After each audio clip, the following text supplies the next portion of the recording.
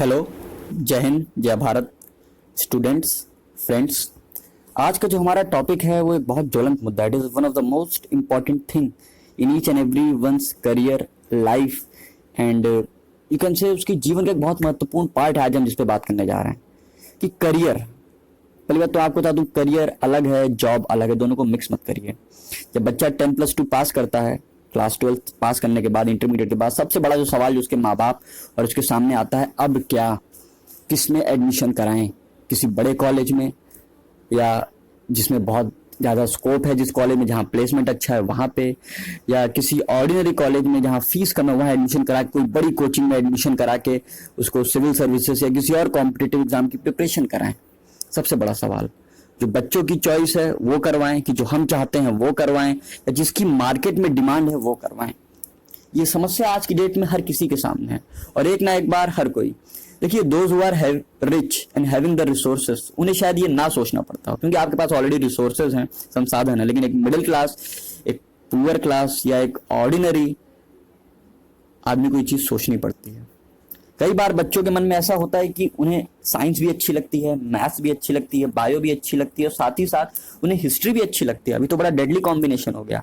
बच्चा साइंस का है, मेडिकल का है, लेकिन उसे हिस्ट्री भी अच्छी लगती है, उसे आर्ट्स भी अच्छी लगती है, उसको लॉ में भी इंटरेस्ट है। तो बच्चा क्या करे भाई? एक साथ 2-3 ग्रेजुएशन तो कर नहीं सकता, एक बार में तो एक ही ग्रेजुएशन कर पाएगा। और ना ही सबके पास इतने फंड्स हैं और ना ही सब इतना अफोर्ड कर सकते हैं कि एक साथ 2 या 3 ग्रेजुएशन कर सकें। तो किस स्ट्रीम में जाए? Engineering, management, commerce, arts, paramedicals, law, fashion designing.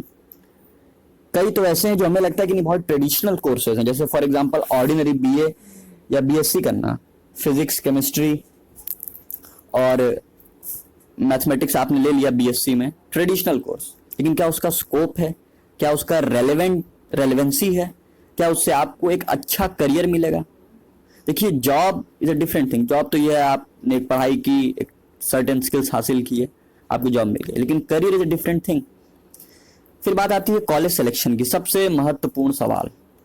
कई बच्चों को एंट्रेंस से डर लगता है कि एंट्रेंस क्वालिफाई ना कर पाए तो, जैसे आईआईटी ऐसे बड़े इंस्टीट्यूट का है, या जेएनयू का है, डीयू का है, या मेरिट बेस। मेरी तो मेरिट बहुत अच्छी है, मेरे तो आईएससी में, सीबीएसई में 98% है, तो मेरा तो सिलेक्शन हो ही जाएगा।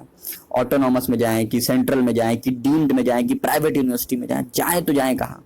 नो डाउट सेंट्रल यूनिवर्सिटी सबसे बेटर रहती है और आप यहाँ अच्छे से ग्रूम अप होते हैं। Then it comes the autonomous institutes. लेकिन कॉलेज सिलेक्शन तो बाद में है। सबसे इंपॉर्टेंट है कि चूज कौन सा डिसिप्लिन करें, जो पेरेंट्स की चॉइस है या जो हमारा इंटरेस्ट है। तो हमेशा मैं एक बात कहूंगा, देखिए, नो डाउट पेरेंट्स की बात मानना चाहिए, बिल्कुल मानना चाहिए, लेकिन बच्चे का क्या इंटरेस्ट है, हमारा आपका क्या इंटरेस्ट है, ये जानना भी बहुत जरूरी है। हो सकता है अपने पेरेंट्स की खुशी के लिए बच्चा मान जाए, जो आप पढ़ाना चाहते हैं या पढ़वाना चाहते हैं वो उसमें एडमिशन ले ले, लेकिन वो सारी जिंदगी फिर बहुत दुखी रहेगा, बहुत फ्रस्ट्रेटेड रहेगा। क्यों? उसे हैप्पीनेस रहेगी, उसे वो सेटिस्फैक्शन नहीं रहेगा, वो हैप्पीनेस नहीं होगी उसके पास। तो इसलिए अपने बच्चे को, या खुद भी अगर आप इस वीडियो को देख रहे हैं तो आप भी सोचिए कि आपका पैशन क्या है, आपका ड्रीम क्या है, आपके अंदर क्या काबिलियत है। अपने हुनर को पहचानिए, खुद से पूछिए आप क्या कर सकते हैं, आप किस चीज के लिए बने। हर शख्स के पास एक यूनिक काबिलियत होती है।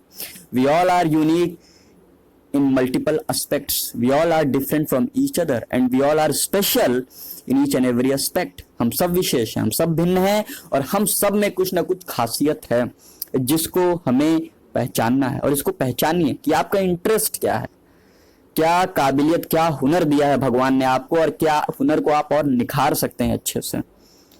तभी किसी अच्छे करियर के बारे में सोचिए। देखिए, पैसे के पीछे मत भागिए। When you are having the knowledge, passion, तो डेफिनेटली पैसा तो मिलेगा ही भाई। जब काबिलियत होगी, जब आप किसी चीज में सच्चे दिल से लगेंगे और आपको लगेगा कि इस चीज के लिए आप बने हैं, तो पैसा तो चल कर आएगा, है ना। करियर बिल्डअप करिए, क्योंकि जब एक बार आप करियर के पॉइंट ऑफ व्यू से सोचेंगे और एडमिशन लेंगे और कोर्स चूज करेंगे तो बात दूसरी होती है। इंजीनियरिंग एक बहुत हॉट ऑक्यूपेशन कह लीजिए, या एक बहुत हॉट स्ट्रीम थी भी और है भी। गवर्नमेंट में आप जा सकते हैं, टीचिंग में, बड़े बड़े कॉर्पोरेट सेक्टर में, गूगल, विप्रो, HCL जैसी बड़ी बड़ी कंपनीज में आप जा सकते हैं। लेकिन क्या वहां पर आप खुश रहेंगे? अपने पैशन को पहचानिए। आपको अगर कंप्यूटर सिस्टम नहीं अच्छा लगता, वायर्स नहीं अच्छे लगते, हार्डवेयर सॉफ्टवेयर समझ में नहीं आता है, या उसमें आपका इंटरेस्ट नहीं है, फिर आप इंजीनियरिंग कैसे करेंगे? अगर आपको मैथमेटिक्स में इंटरेस्ट नहीं है, फिजिक्स में इंटरेस्ट नहीं है, कंप्यूटर्स में इंटरेस्ट नहीं है, तब तो इंजीनियरिंग बड़ी दिक्कत होगी।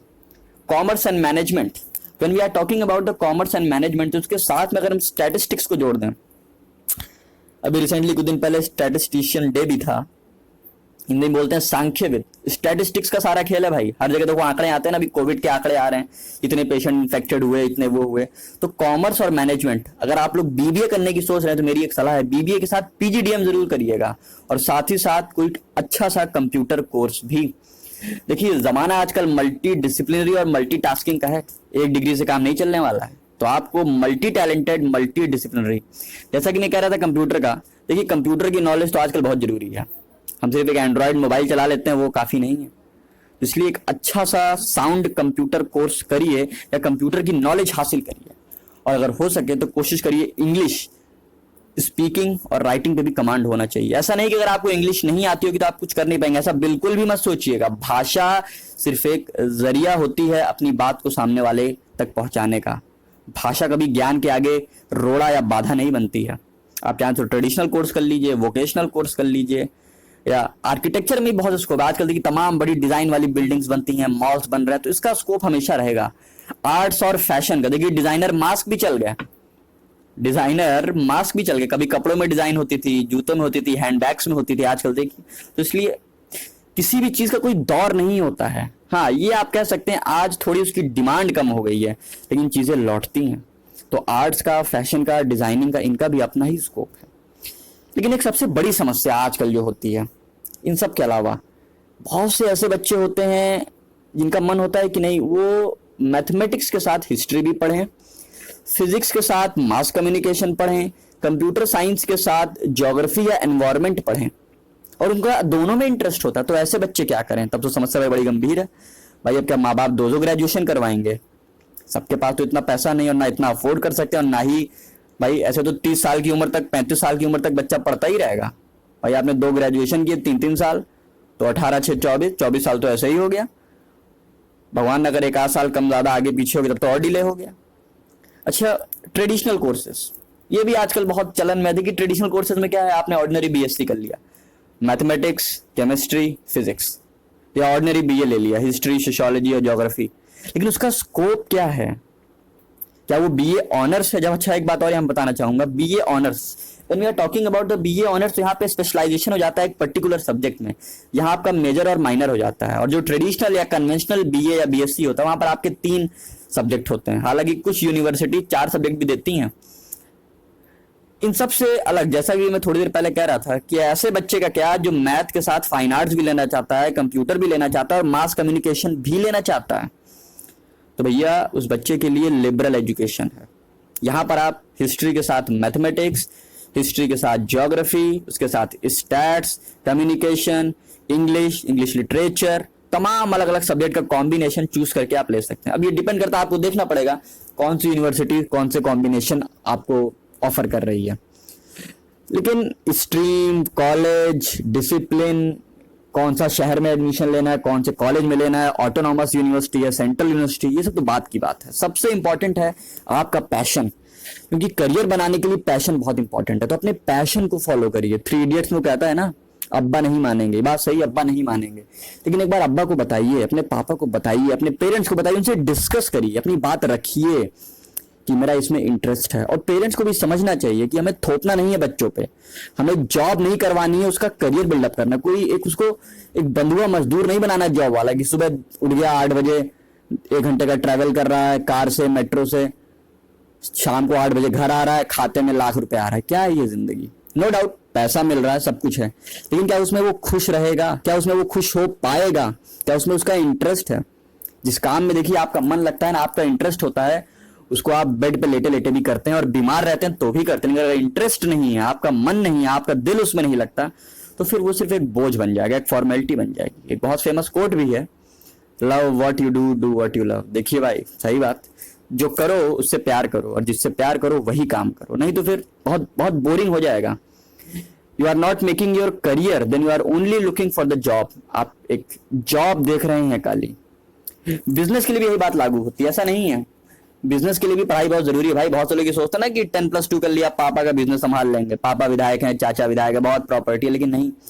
बिजनेस को ग्रो करने के लिए, उसको पॉजिटिव वे में ऊपर ले जाने के लिए, बढ़ाने के लिए आपके पास एक साउंड एजुकेशन, क्योंकि एजुकेशन आपको थिंकिंग कैपेसिटी देती है, सोचने का आयाम देती है, अलग अलग तरीके आपको देती है, आपको नए नए रास्ते सुझाती है। ये बात सही है कि science C plus sine D practical life में काम नहीं आता, लेकिन वो बहुत कुछ आपको सिखाता है। एक सबसे बड़ी समस्या जो आती है हमारे सामने, फाइनेंशियल इश्यूज। भाई नहीं उतनी फीस है, नहीं मिला एजुकेशन लोन, नहीं जमीन के पैसे मिले, तो क्या करें। तो एक बात मैं आप लोग को बता दूं, genius is a talent neither taught nor learn. जो काबिल होता है ना, उसके लिए पैसे ही। आप कभी मत सोचिए कि अगर आपके पापा आपको इंजीनियरिंग नहीं करा पाए तो इसका मतलब आपका करियर खत्म हो गया। बिल्कुल नहीं। जो भी आप कर रहे हैं दिल से करिए, पूरी मेहनत से करिए, पूरे लगन से करिए। ये सोच के करिए कि इसमें आपको अपना करियर बिल्डअप करना है।